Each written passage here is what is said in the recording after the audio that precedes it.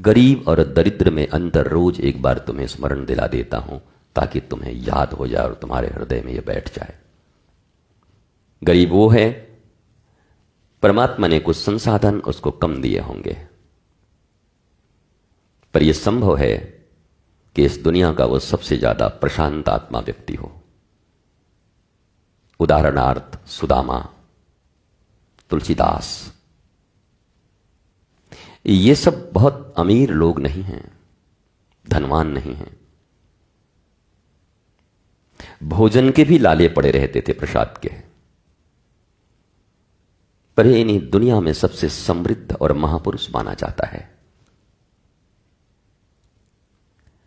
और एक तरफ सारी संपत्ति हड़प कर बैठा हुआ धृतराष्ट्र और दुर्योधन अपने ही भाइयों को 5 गांव देने से भी इनकार करता है। इसे दरिद्र कहते हैं। अपने ही भाई की संपूर्ण संपत्ति लेकर, कुबेर की संपत्ति लेकर लंका बनाने वाला रावण और भी स्वर्ण और नारियों का हरण करते रहता है। इसे दरिद्र कहते हैं। तुम्हारे पास संपत्ति कितनी है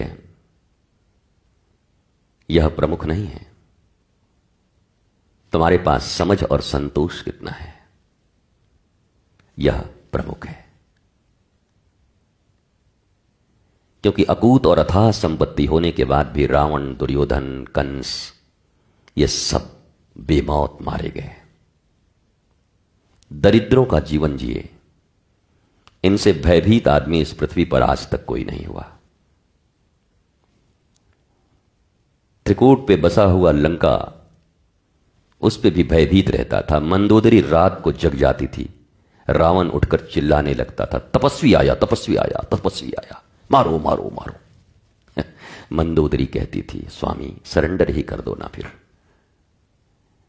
जब इतने बड़े लंकापति कहे जाते हो, जहां तुमने शनि, राहु, केतु, काल तक को बांध के रखा हुआ है, फिर भी रात्रि में तुम सो तक नहीं सकते। क्या होगा तुम्हारा ये गोल्ड, ये सोना, जब एक साधारण सोना भी तुमसे नहीं हो पा रहा है। ये अतृप्त, असंतुष्ट, दरिद्र लोग थे इस पृथ्वी के। भारतीयों की धारणा बदलनी होगी। भारतीय बाह्य धन, गाड़ियां, बंगले, ये देखकर समझते हैं आदमी कितना धनवान होगा, पर किसी महापुरुष से तुम पूछो, बता देगा कितना दरिद्र होगा।